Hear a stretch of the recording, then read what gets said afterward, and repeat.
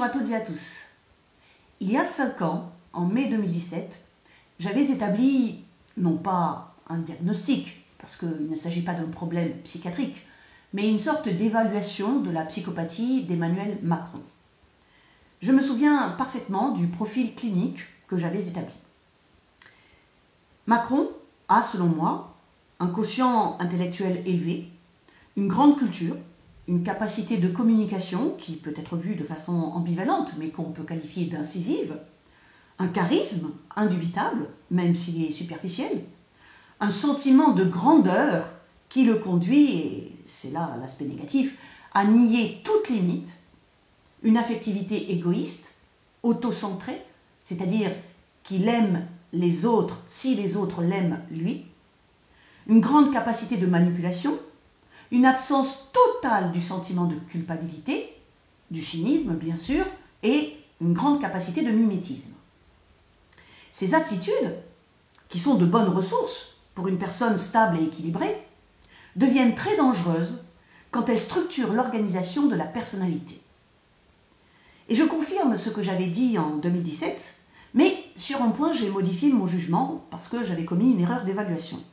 J'avais dit que Emmanuel Macron pouvait être un homme dangereux pour les Français.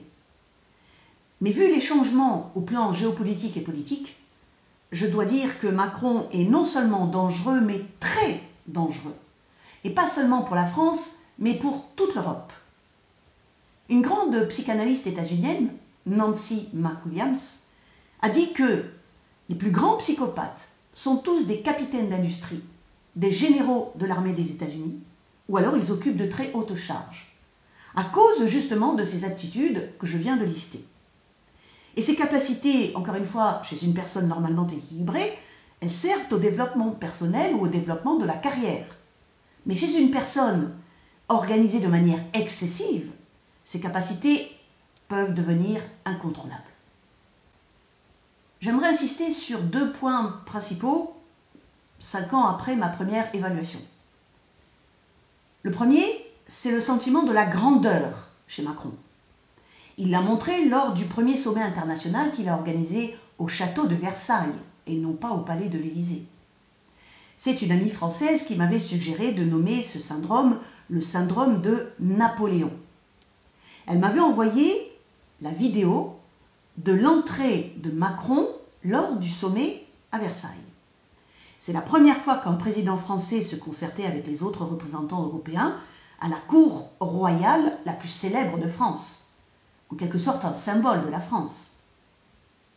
Et tout cela, donc, crée un cadre d'évaluation sur une manie des grandeurs qui se confirme et qui empire.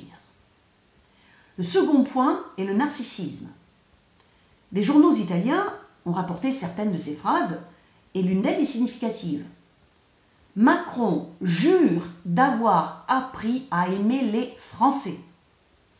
Donc, je ne suis pas d'accord. Et déjà, c'était bien tard d'avoir appris à aimer les Français au bout de 5 ans de présidence. Mais, de plus, un narcissique n'est pas capable d'aimer. Et ça, c'est le grand psychanalyste français Jacques Lacan qui le dit. Un narcissique aime seulement les gens qui sont disposés à l'aimer lui et à se soumettre à lui. Donc je pense que l'évolution de Macron, de la psychopathie de Macron, elle se confirme et on peut même parler d'évolution vers le pire. À propos du rapport d'Emmanuel Macron avec le peuple français, je pense que pour ce type de personnalité, le mot « moral » n'existe pas. Car pour lui, le problème c'est « qu'est-ce que j'y gagne ? Quel est mon bénéfice ? Quelle sera ma récompense ? Quelle sera ma satisfaction si j'obtiens quelque chose ?» Pour vous donner une idée du point de vue psychopathologique, mais ça n'a aucun rapport avec Macron, un prédateur dans la nature n'a pas de morale. Un prédateur doit réussir à capturer une proie, qui symboliquement ou politiquement peut être la France ou le monde. Mais donc le prédateur doit uniquement se saisir d'une proie et c'est dans la conquête qu'il trouve sa satisfaction. Point barre. Plus de discours. La morale n'existe pas, disons en termes humanistes.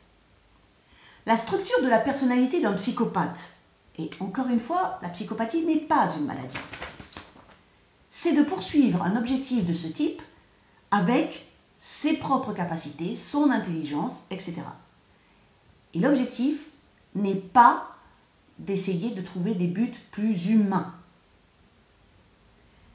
Il existe une belle phrase, je trouve, et même si elle semble un peu rhétorique, je pense qu'il faudrait l'écrire à l'entrée des écoles.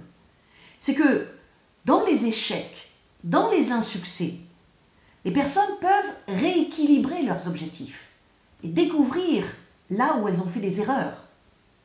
Mais pour les narcissiques, c'est une blessure qui ne concerne pas seulement l'échec en soi, pas seulement l'insuccès d'un but à atteindre.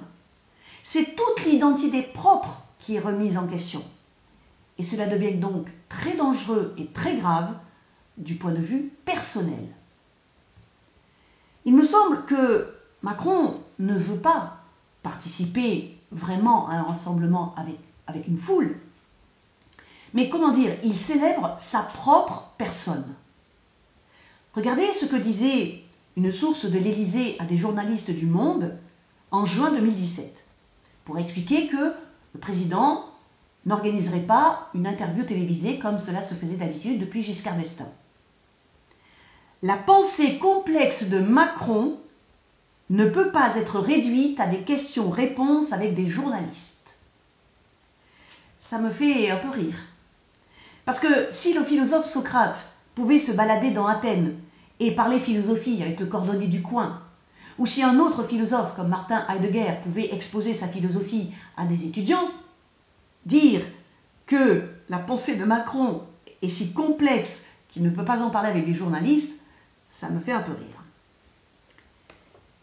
Quant à l'exercice du pouvoir depuis 5 ans chez Macron, les personnes douées de raison devraient avoir peur quand un président de la République dit textuellement qu'il veut emmerder les non-vaccinés. Et il dit littéralement « Nous mettons une pression sur les non-vaccinés en limitant pour eux autant que possible l'accès aux activités de la vie sociale. » C'est ça la stratégie. Je ne vais pas les mettre en prison, je ne vais pas les vacciner de force. Et donc, il faut leur dire, à partir du 15 janvier 2022, vous ne pourrez plus aller au resto, vous ne pourrez plus prendre un canon, vous ne pourrez plus aller boire un café, vous ne pourrez plus aller au théâtre, vous ne pourrez plus aller au ciné. Quand Macron dit ça, il sous-entend qu'on devient non-citoyen si on est non vacciné, non passe sanitaire, non adhérent à la pensée unique, non adhérent à cette grande transformation de la 4e révolution industrielle ou technologique de Klaus Schwab, non adhérent au Great Reset. Donc, n'importe qui peut devenir soit patriote, soit dissident. Mais ce n'est pas vous qui le décidez, c'est Macron et ses agences de conseil qui en décident.